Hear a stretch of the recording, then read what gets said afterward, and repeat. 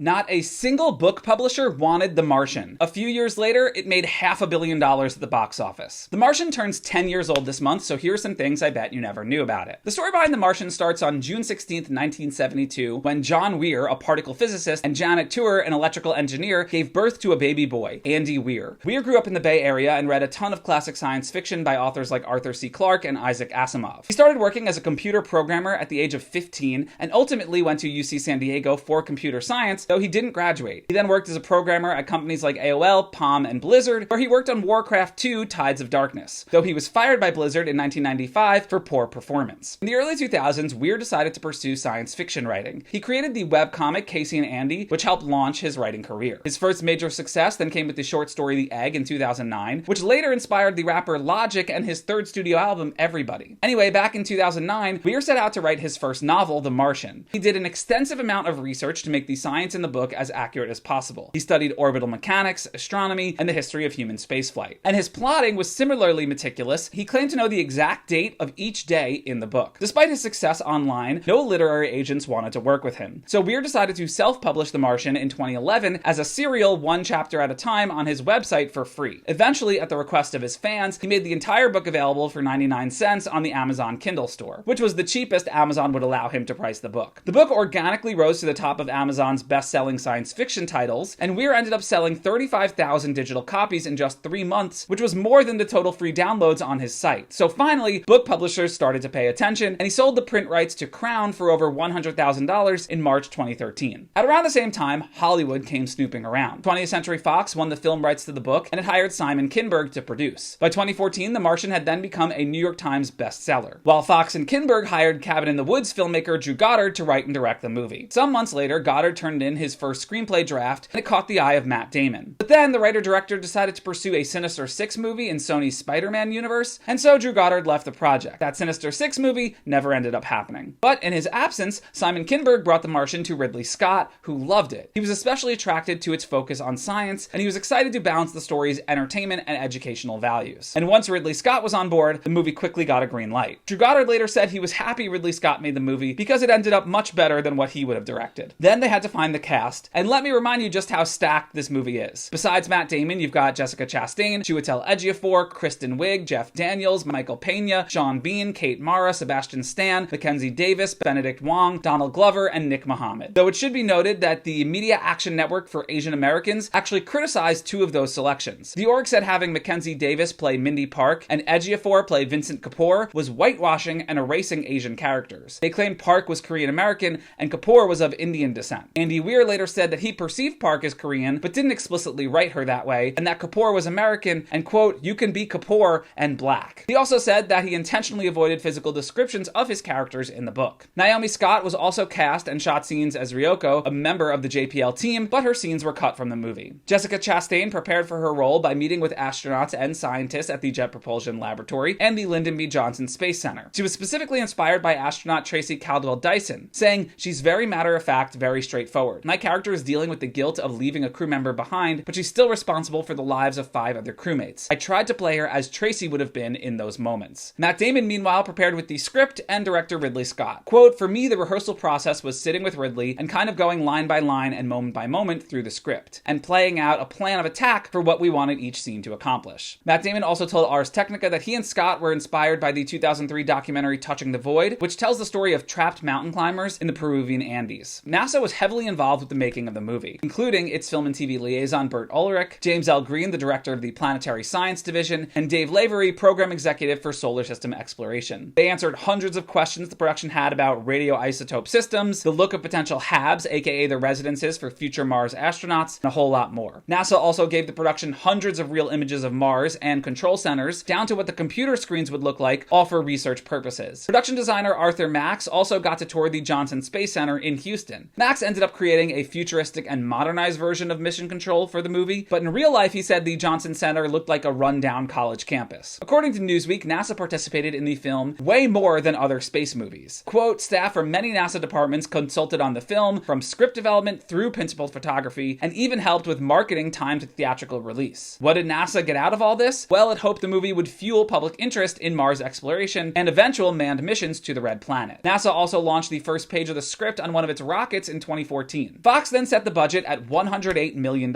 and production began on November 24th, 2014 in Hungary, specifically at Korda Studios outside Budapest in the winemaking village of Etiek. Korda was chosen because it has one of the biggest sound stages on Earth. Its Stage 6 spans 63,000 square feet with 66-foot-high ceilings. Scott shot most of the movie's interiors on these stages at Korda, and the crew built 20 film sets total, and they filmed the movie with 3D cameras. The art department grew real potatoes on one of the sound stages, and they planted them at different times so they could shoot the different stages of potato growth. They then shot the external Mars scenes in Wadi Rum, a UNESCO heritage site in Jordan. Wadi Rum previously played Mars in movies like Red Planet, Mission to Mars, and The Last Days on Mars. The crew built a custom Mars rover model for the movie and then gifted it to the country of Jordan after wrapping. It's now on exhibit at Jordan's Royal Automobile Museum. Production wrapped in March 2015 after 70 filming days total. Ridley Scott's first cut of the film was 2 hours and 45 minutes long. He eventually cut it down to 2 hours and 22 minutes. The first trailer came out in June of 2015, and Jimmy Kimmel didn't miss his chance to make fun of Matt Damon. The show created a parody trailer called The Mastronaut Mission to Mars. As I alluded to earlier, NASA did a number of cross-promotional stunts with the film. In 2014, NASA had denied Paramount's request to screen Interstellar on the International Space Station, but for The Martian, they said yes. The movie played on the ISS in September 2015. The Martian also premiered that month at the Toronto Film Festival, followed by the New York Film Festival and Fantastic Fest in Austin. Ahead of its release date, box office analysts predicted in the US that the movie would do $46 million opening weekend and $172 million